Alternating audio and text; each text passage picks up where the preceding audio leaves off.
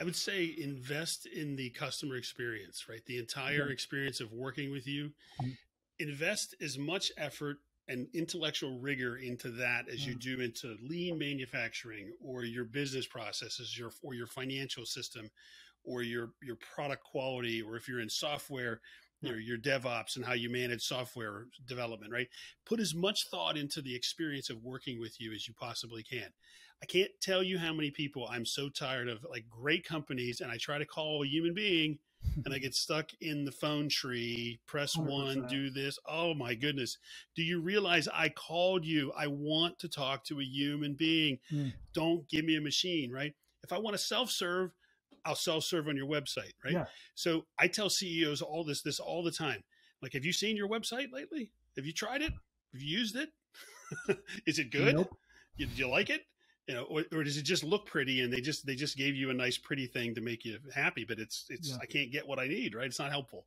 So I mean, to me, look at your entire experience. Look at how you ship things. Look at what happens when the phone rings. Look at what happens when an invoice goes out, or all of it, right? Make it so good and so easy to use and so Yeah. wonderful to work with you that I'm so happy to be part Yeah. of this, right? I want to work with you, not just the product, not just the software, the whole experience, right? Just focus on it, obsess over it. That's the right word, obsess over it. Yeah. Because that, in the end of the day, that's your only competitive advantage. There are very few products out there that you can say on the product level, on the quality level, on the features level, I can't get pretty doggone close to what you have Yeah. somewhere else, right? Yeah. It's very hard. I think I agree 100%, like 1,000%. That is lacking for a lot of companies. And to tie all this together with the inbound mindset we're talking about, if you were to just do that, and if you increase that experience and you did one thing a month, you say, we're going to increase how people, hit our website and interact with us.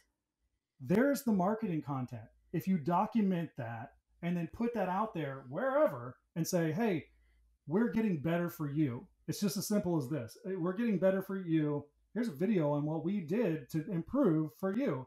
And there you go. I mean, that's so simple to do.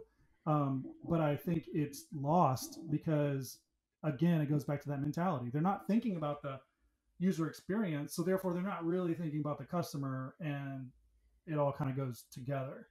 Now, one of my favorite things is chat, right? Chat's pretty common on B2B site or B2C right. sites. But I have manufacturing clients and I beg them to use chat. And Yeah. I've done this with so many clients, and every time they do it, they get so many leads. I had one client that was Amazing. they were getting something like 50 contact us filled out a month. Oh gosh. And we turned on chat, and in the first month they got over 200 chats plus the same. It was like they got 5 times as many outreaches through their contact us page. I had another client actually sold a $20,000 piece of equipment over a chat. The first day they turned it on, the marketing department sold a $20,000 piece of equipment, and then they ended up turning chat off because the sales department was mad that the marketing people sold a machine. Oh gosh. That's the whole mindset. It's just that is mindset. If there ever was a story to explain mindset. Yeah. So there's, again, I like to think of the 1% improvement, right? Improve 1% every day or every week, and just keep stacking those improvements up and make that experience better than your competitors, and better than, because at the end of the day, you're not just competing with your actual competitors, you're competing with Amazon, right? Yes. I use Amazon every day. Yeah. I love it.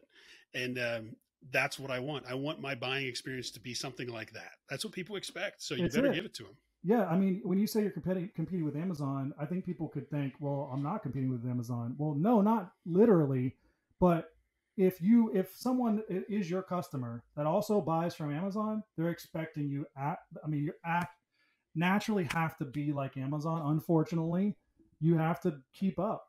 And if you're not anywhere close to that, they're going to say, well, this is what I'm used to. And you're 100% right.